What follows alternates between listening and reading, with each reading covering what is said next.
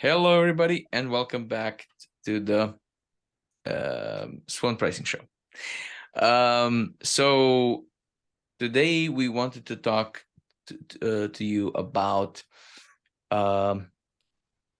projecting a consistent voice in your branding. Does that have to do with the price? Yes,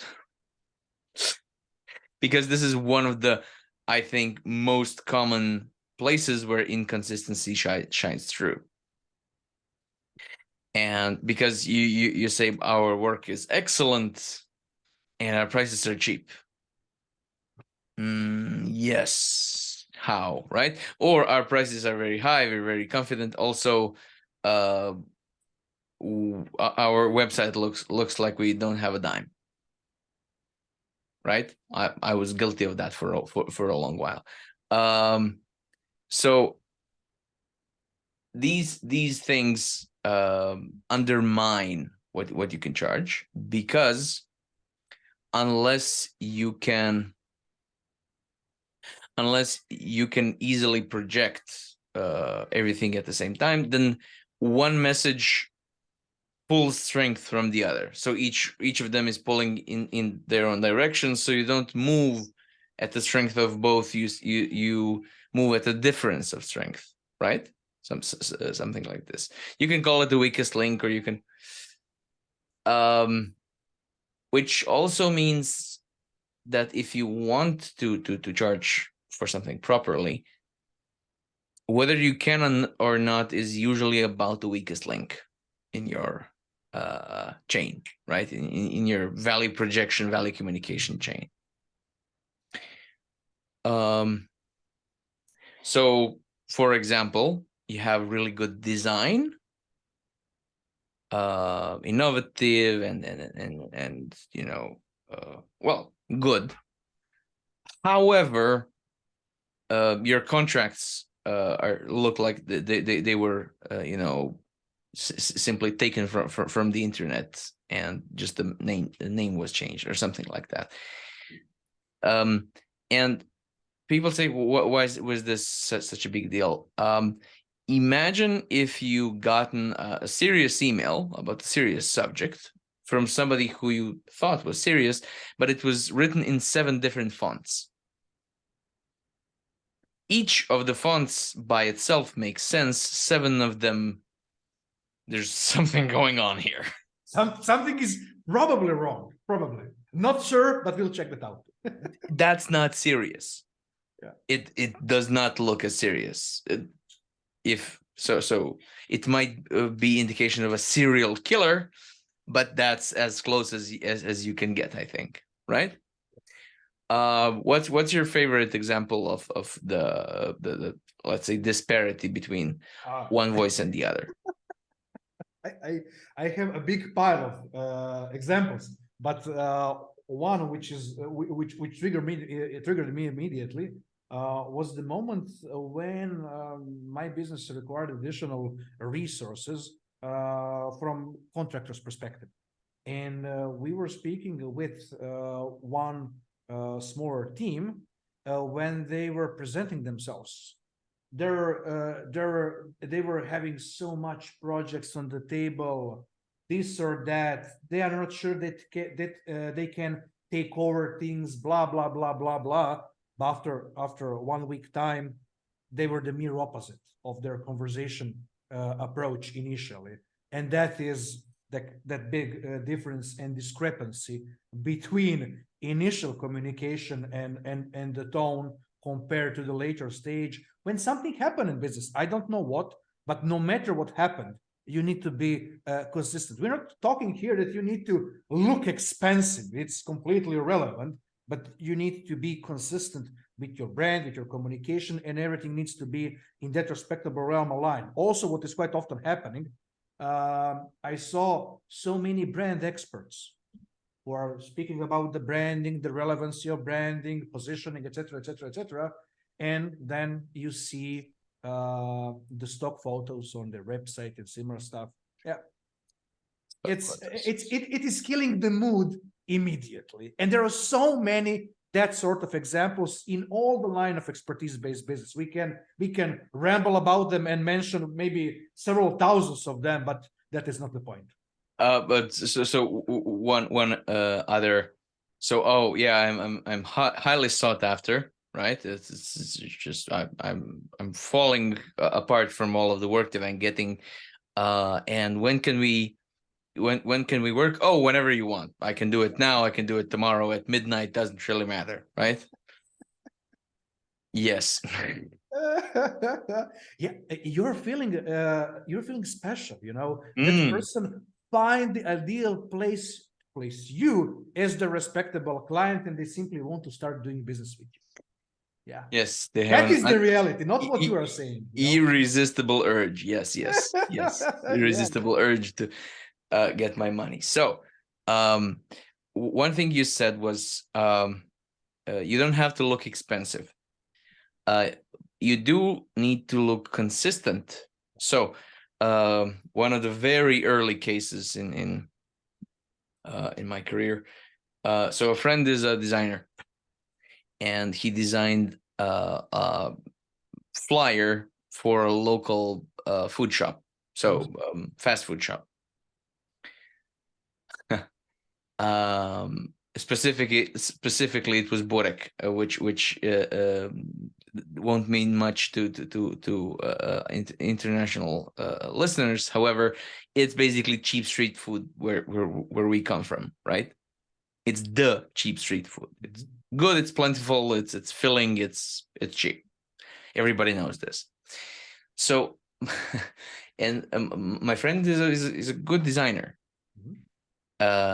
Even in his younger days, he was, and he designed a beautiful purple and gold flyer that would not be out of place in a luxury, so high-end hairdresser salon. And this was not a fancy establishment at all. It's a corner shop with tiles up the wall. You know, it's clean, but it's greasy, it's cheap, it's filling, it's, you know, what construction workers crave for in the middle of their day. It's not fancy at all, right? And so this flyer was very good design and also very bad marketing, because neither the location nor the product nor the price were anything fancy, and the flyer was fancy. So how it came to ahead is that somebody entered the shop and asked the guy inside, "Do you know where this is?" His own flyer, right? So I can't seem to find it. Yeah. So what my advice was that was a wonderful design. Now chuck it into the bin and make them a napkin. Yeah, tone it down. Black and white, one side print, only the very, very basic information, napkin. That's something that they can leave somewhere. People can find it. People can use it, and then they can use it to wipe their hands and their mouth. It is cheap. It is convenient. Just like the establishment, the food, and the price. And also you could get like 60 napkins printed for the price of one flyer. And I think they're still used like 15 years later, because why not? There's nothing. So this was not about looking expensive. It was about looking consistent, right? And I think we usually talk about the difference between the SWAN business and the duck business cases. So expertise-based services and commoditized services. And I think that the difference here is, again, in what we do is opaque to people. It's murky. They can't really see the value. They can't really see what we're doing and why are we doing what we're doing. And it's not like you can, you know, show them the process of making a pizza and now they understand each and every step. They don't. And this is why the outside signals are that much more important, right? That's, I think, why banks have huge buildings or very, very expensively, ornate buildings. That's why lawyers have to suit up all the time. There has to be something that indicates some order, something that they can compare with. Because of course you could absolutely be a lawyer in a Hawaiian shirt, and some people can do that, but mostly they have to visually express themselves apart from all of the other people that you don't charge as much per hour. Because if lawyers started dressing like plumbers, and I mean plumbers are not cheap at this day and age, but they're cheaper than lawyers. There's a high chance that people wouldn't understand that they should be considered more expensive, right? It's it all has to make sense together, and then you can project something, because you have a chance of projecting something. And of course, it's exhausting trying to think of all of the things at once. But this is, I think, one of the benefits of letting professionals do that part as well. And I'm really happy with how my branding turned out. But this is because it was done. I mean, I can easily go find make your own logo thing, right? And it will give me a logo. It will be a logo, right? And it will also automatically apply that to business cards and to rudimentary website design. That's not a problem. It's not going to look right. And if I was charging for something commoditized, the people usually could understand enough about the product or service to see beyond the branding and stuff. But when we're selling something highly sophisticated, at least from the point of view of the clients, something complicated, something convoluted, something hard, then they can't really look at the merits. They can't really understand enough. So they will look at these things that they do understand. So what car do you drive? Right? Or where's the address? Right? Is that in the main city? Is it in the center of main city? I mean, I can look it up on Google Earth, right? Or is it somewhere in the boondocks? And yes, if nothing else, I'm going to judge you on that, right? So of course it would take a fortune to finance everything at a very high level. But sometimes people say, how can these people charge for this, charge this much, and I can't? I know my work is objectively as good or better. Yeah. However, you are not projecting a picture that is coherent, which means people say, yeah, something is up with this. He used 6 different fonts in his email. Who knows? Is this AI? Is this scam? I don't want to stick around to find out. Not really. So I think this is why consistency is key these days, especially when people don't really read. I had a client who said, everything would be completely transparent to anybody who actually reads through my website. Oh, so nobody. I mean, you deal with websites more than I do, and definitely with statistics. Do the people read websites anymore? They are reading, but not so much. They're skimming. That's what they're doing. The attention span is the attention span is it's quite low. If you haven't catch them at the initial steps, they are not going way too far, because especially if they are looking for and trying to find something immediately, because people don't have the time for more detailed research and similar. So that is a big struggle. Generally, websites are being facing globally, no matter the respectable niche. I think so. I understand, and yes, attention spans and everything, but I've heard this notion over and over again. But I think one of the reasons why people skim is when they try to read, everything is the same. Yeah. They've seen it. So I had to laugh. I had an American CPA from San Francisco as a client, and we looked at her website just to compare her service to I don't know 7, 9, 13, 15 of her competitors. Basically, all of the websites were blue. There were 2 fonts in play, and each and every website that we looked at had a calculator of some sorts on it, either as an icon or a background picture or a stock photo or an illustration. But they were basically carbon copies of each other.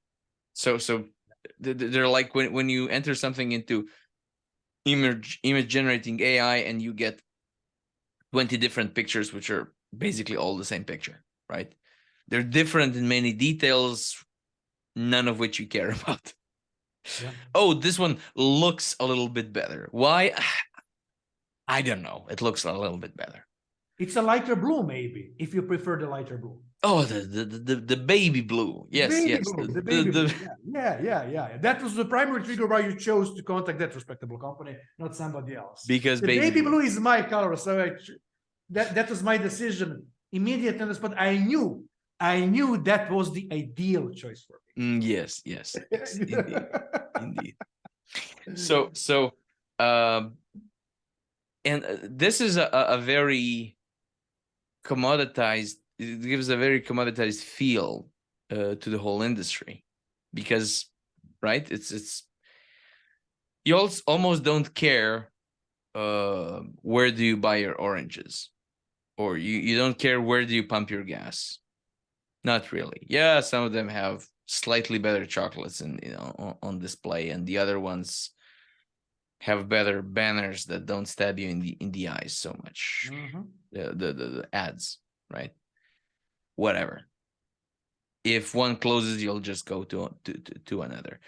The lady in question that I work with, she specializes, and this is interesting, and the US is definitely a big enough market, in working with couples that are slowly, as fast as they can, they want to retire and leave their kids to run their business.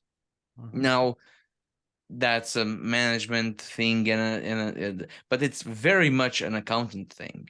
It's very much so. It's not something that you can do profitably without incurring much loss from one day to another. That's a couple of years process, and she has a lot of experience doing it, and that's amazing.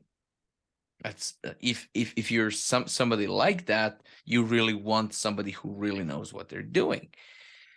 However, you basically couldn't see it on her website anywhere. We do accounting services. Okay. So does everybody else. And so it's absolutely a SWAN business wrapped up in a duck costume. Yeah. And nobody has time to check or even knows how to check. Right? So even when she talked to somebody and said, yeah, we're specialized in this and that, and then they go and check her out, there's nothing that you can see that would indicate that she really is specialized for this. Now, she objectively is. But if you can't find it anywhere, you'll say, oh yeah, totally, she's totally specialized for me, just like she is for the young mother before me and the huge corporation before me.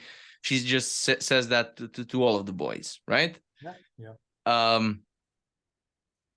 So it's not consistent, so you can't rely on it. So you said it, but like I said, the weakest link, Yeah, right? I have one cool example I love to Uh-huh. emphasize quite often in the conversation when I'm speaking about the consistency, the perceived value, and everything. Um, it's exactly my personal example when we were choosing the construction company for our house. We had five companies between which we were choosing which will be our partner in building our house. We chose in the end of line the most expensive one, but not because of the price, but because of the consistency. The guy who gave us all the portfolios, references, and drove us to all those locations, and we were speaking with those people for whom he built their houses also.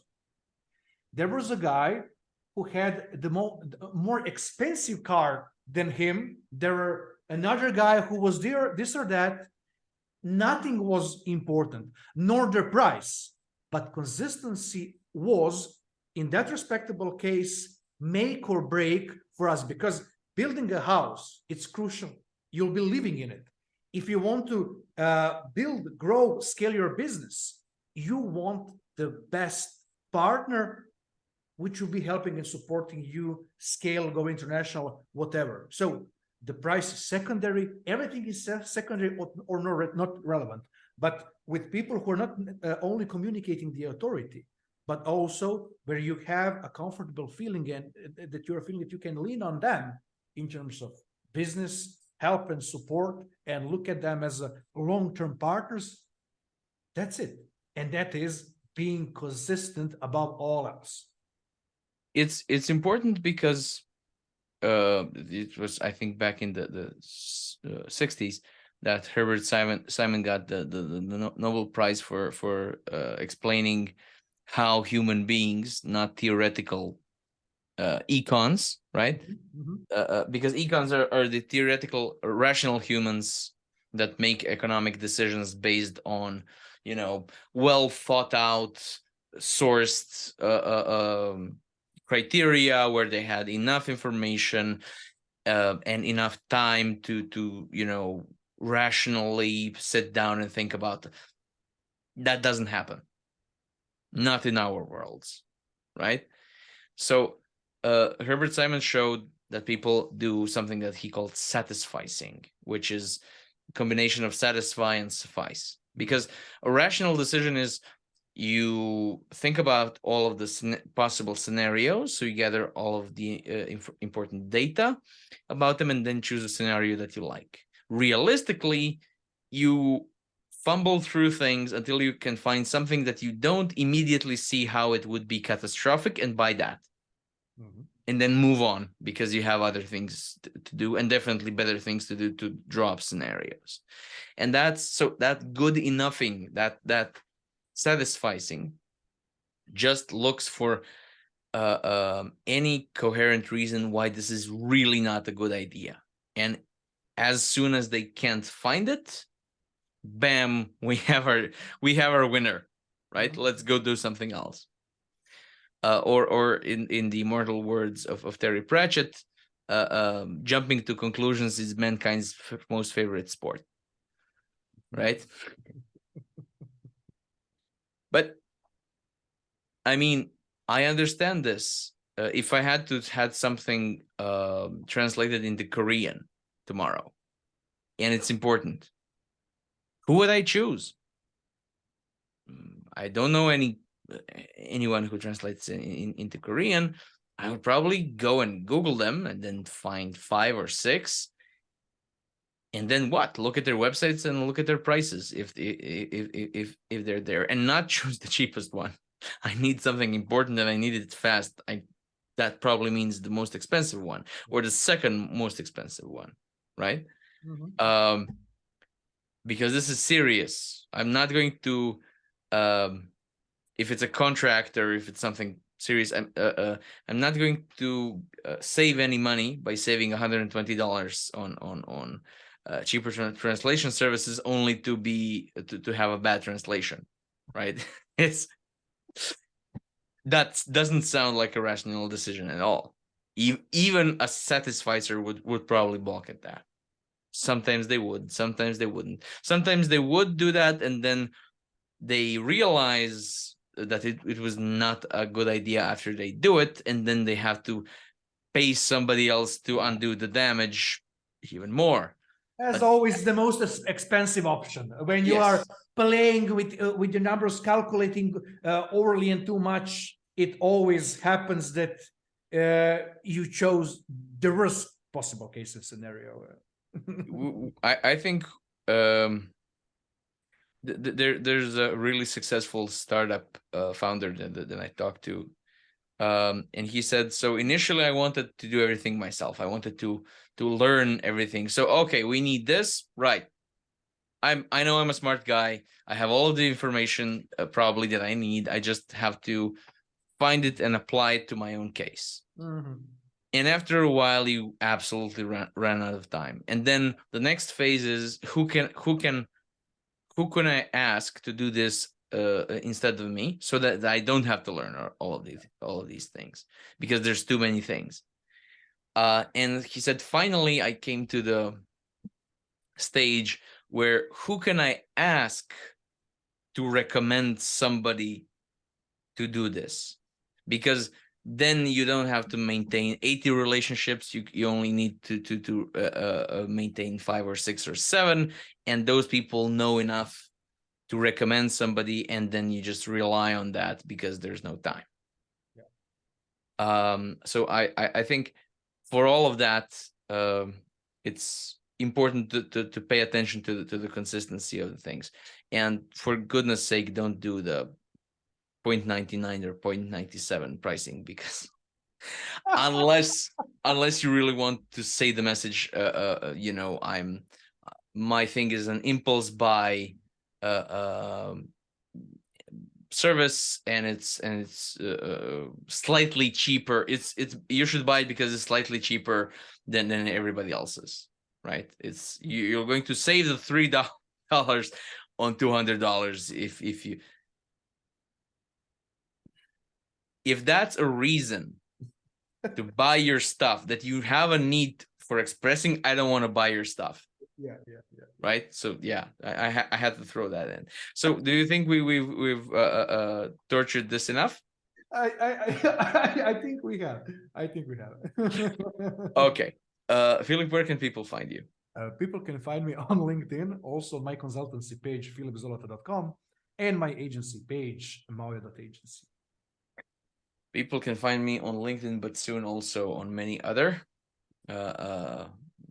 social media platforms, because there's something brewing up. I'll talk about it when it does, and of course on fearless-pricing.com. People, thanks for tuning in, and see you next time. See you. Bye.